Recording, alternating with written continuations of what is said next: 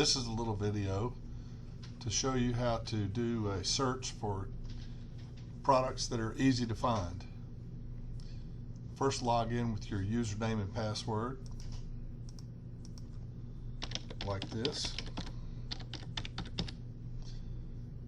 Then, let's say for example, Valentine's Day is coming up. You're looking for heart pendants or anything that's got a heart. You can type up here in the little keyword search, heart, and press search. And everything that we have that is a heart will show up. You can see we have, this is page 1 of 5. There's 15 items on a page.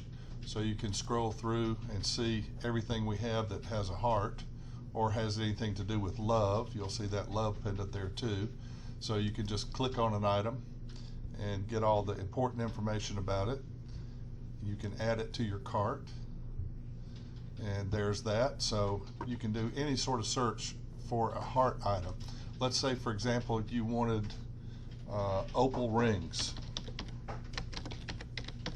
Just type in opal rings, search, and you'll see we also get earrings because it has the word rings in earrings. So you're going to get everything that has opal with the word ring in it.